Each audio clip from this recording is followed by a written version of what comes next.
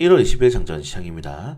뉴욕 3대 지수는 이거래 연속 하락이 나왔습니다. 장 초반부터 하락세로 출발했는데 장 개장 전에 발표한 노동부의 주간 신규 실업수당 청구 건수가 19만 건으로 집계가 되었는데 이게 지난주보다 1만 5천 건 하회했고요. 그리고 전문가 예상치 21만 4천 건보다도 크게 하회를 하면서 왜 이렇게 노동이 강한가라는 이제 의문을 전문가들이 많이 가지고 있는데 일단 여기서에 대해서는 고용주들이 지난 코로나 사태로 인해서 사람을 못 구하는 대한 이런 굉장히 큰 공포를 가지고 있는 겁니다. 그렇기 때문에 이 채용에 대한 어려움이 지금의 임금 상승률 그런 부담감들을 훨씬 더 뛰어넘고 있는 상태라 이 말이죠. 그렇기 때문에 연준 같은 경우에는 인플레이션은 잡았죠. 사실상 기대 인플레이션을 봤을 때에는 2024년도에는 연준이 원하는 4%대 아래 물가가 거의 확정적인데 이 노동시장이 안 잡히다 보니까 계속적으로 노동시장은 좋아. 그러면은 사람들이 꾸준히 월급을 받고 소비를 계속 하겠죠. 인플레이션이 잡히는 속도가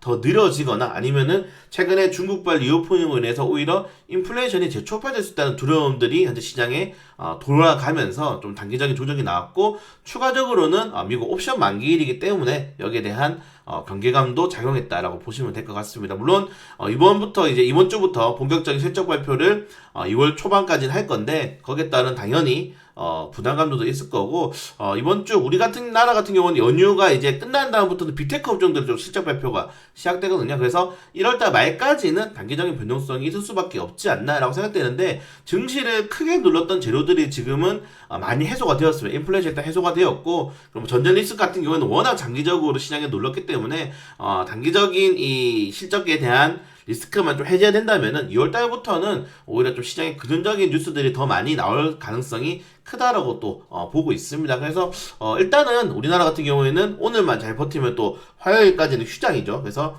전체적으로 좀 쉬어가는 시장이 된다면은 나쁘지 않는 흐름이다라고 좀 생각이 되고요. 자, 그리고 2월 달에는 당연히 이 연준이 0.25%의 기준금리 인상한 그래서 최종금리에 대한 전문가들의 전망치가 너무나도 다양합니다. 5%대냐, 아니면 5.25%대에서 아니면 5.5까지 올라가느냐인데 일단 우리나라 한국은행 같은 경우에는 지금 5%대를 최종금리 인상안으로 정해놓고 지금 우리나라 금리를 고정적으로 정하고 있기 때문에 일단은 5%대에서 금리가 마감하는 게 가장 좋다라고 생각이 되고 일단은 이 베이스 대비 확실시 되면서 최근에 많이 상승했었던 미국 채권이라든가 그리고 달러 인덱스가 크게 하락하고 있죠. 우리 어제도 엘컴텍이 큰 폭의 상승이 나왔잖아요.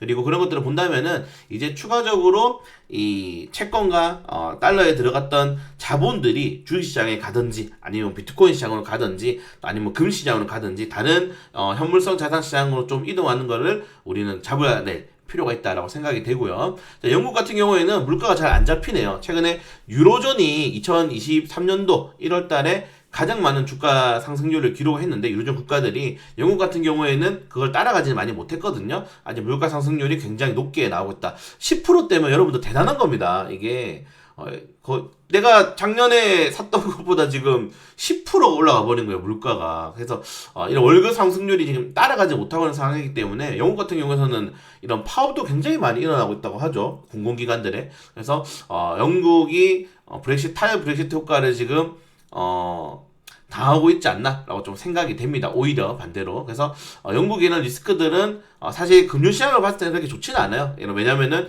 준기초통화국 중에 이 파운더가 있기 때문에 영국도 빠르게 좀 물가를 잡았으면 좋을 것 같습니다. 자, 그리고 달러 인덱스는 꾸준하게 하락이 나오고 있고 골드만삭스가 98선까지 떨어질 거다라고 예상했기 때문에 추가적인 하락. 근데 저는 이제 이 경제지표의 변곡점을 제 기준으로는 달러 인덱스가 100달러를 하회하고 미국 2년 국채금리가 4달러로 하회하게 된다면은 저는 단기적인 변화가 생길 가능성이 매우 크다라고 보고 있어요. 워낙에 장기적으로 100달러, 4% 이상을 기록했기 때문에 어느 정도의 변곡점을 좀 기록하게 된다면은 증시에 탄력이 나올 수 있고 저는 그런 것들이 이번 연도 1분기 안에는 좀 일어날 가능성이 높다라고 보고 있어요. 그렇기 때문에 이런 것들에 대한 지표를 꾸준히 확인해야 될 필요도 있을 것 같고 뱅크 오브 아메리카는 침체 전망이 오히려 늦춰지게 되면서 침체가 나오지 않기 때문에 연준도 금리 인상에 대한 가능성을 뒤로 미룰 수밖에 없다라고 생각되는데 우리 상관없습니다.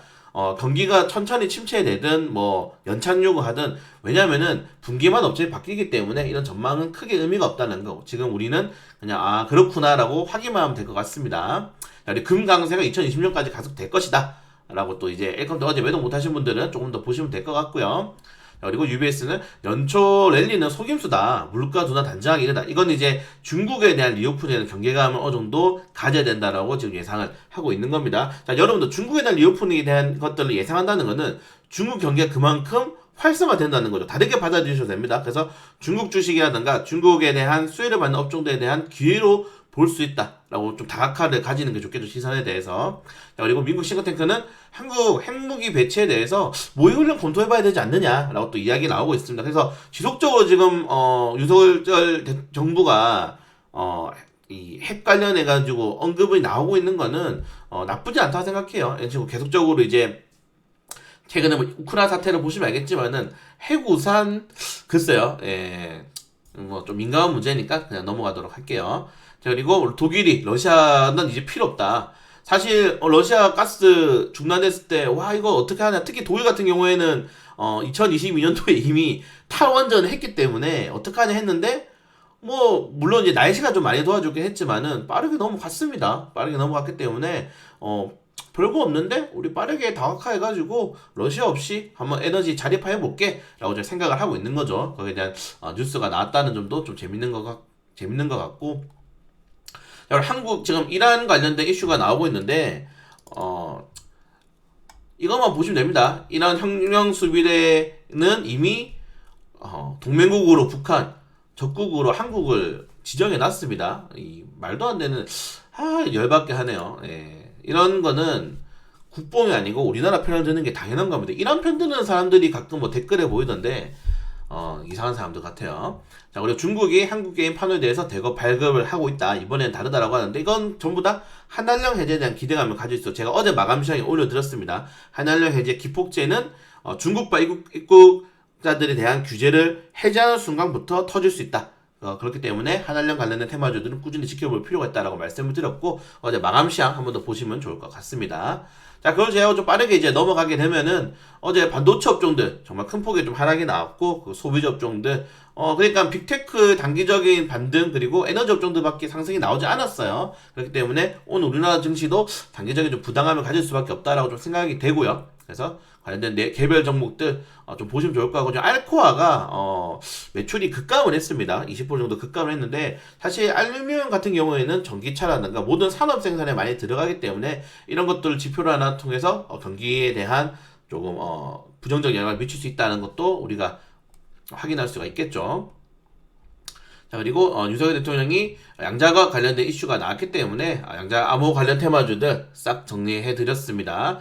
쿠이버가 대장주로 보시면 될 것 같고 근데 또 양자 컴퓨터는 다르거든요. 양자 컴퓨터는 우리넷이고 양자 암호 기술 뭐 그런 것들은 쿠이버니까 오늘 우리넷 코이버 두 종목 코이버가 좀 많이 급등하게 되면은 저는 오히려 우리넷은 어제 시간으로 많이 안 올랐거든요. 그래서 우리넷으로 한번 오늘 장 초반에 수급 들어오면은 체크해 볼 수 있도록 하겠습니다. 네, 그래서 코이버는 장 초반에 너무 급등 단기적으로 수급 나올 것 같고 만약에 20% 이상 올라간다 그러면은 우리넷으로 오늘 단기적으로 공략 한번 해볼 수 있도록 할게요. 자, 그걸 제외하고는 리오프닝 관련 테마주들 17일날 이렇게 똑같이 올려드렸는데 대장주는 좀 바뀐 상태로 다시 한번 더 정리해드렸으니까 관련된 내용도 체크하시면 될 것 같고 이제 마스크 해제가 됩니다. 마스크 마기꾼들 이제 다 잡혀 들어가겠죠. 만화 있죠. 마기꾼 유명한 만화가 있죠. 벗어봤더니 이제 서로가 그래서 마기꾼을 탈피하기 위해서는 이제 피부과도 가야 되고 화장품도 발라야 되고 그런 것들에 대한 소비 업종들로 관련된 내용도 올려드렸으니까 좀 잘 체크해 보시길 바라겠습니다. 네, 이 정도 내용이 있고 오늘 뭐 이슈들 한번 보시면 좋을 것 같은데 더 핑크퐁 컴퍼니가 중국 시장에 다시 한번 더 진출을 한다고 합니다. 중앙권 시장에 최근에 이제 SAMG 엔터가 굉장히 많이 크게 올랐죠. 중국 내 이제 콘텐츠 관련된 이슈로 많이 올랐는데 중국발 이런 이슈들은 계속적으로 나올 것 같으니까 핑크퐁 컴퍼니 나쁘지 않을 것 같고 그리고 뭐 상장 관련된 이슈도 있죠. 상장된 이슈도 있으니까 조금 더 좀 긍정적으로 보시면 좋을 것 같고 그 외에 개별 이슈 종목들 하나씩 체크해 보시면 될 것 같습니다. 네, 오늘은 뭐 큰 이제 일정은 없어요. 네, 큰 일정은 많이 없기 때문에 실질적으로는 최근에 지속적으로 수급에 대한 이슈들 어제에도 굉장히 뭐 증시 변동성 굉장히 컸잖아요. 그런데 확정적인 이슈로 봤을 때는 제 생각에는 중국발 리오프닝이 가장 확정적이다. 그래서 뭐 청담글로벌도 유튜브 올려드렸지만은 그런 업종들 같은 경우에는 이제 1분기 3월까지는 조금 흐름을 체크한 상태에서 좀 지켜보는 게 좋지 않나라고 생각되고, 어제 이제 다보스 포럼이 마감을 오늘 끝납니다. 그래서 저는 오늘 이 다보스 포럼 관련된 이슈 좀 체크하려고 했는데 뉴스 전문도 다 읽기도 했고요. 근데 이제 끝나니까 실질적으로는 단기적인 이슈들이 좀 소멸할 가능성이 크다. 그래서 다보스 포럼 관련된 업종들에 대한 단기적인 조정이 날 가능성도 크고, 어제 워낙에 테마주들이 빠른 순환매로 돌기 때문에 수급에 의한 수급에 을 따라가는 그런 매매는 지속적으로 하되, 오늘부터 이제 연휴가 시작되니까 오늘 장 초반만 좀 신경 쓰시고 장 후반부터는 그냥 이제 신변 정리 좀 하시는 게 조금 더 좋지 않나라고 생각하면서 작년 시장 마치도록 하겠습니다.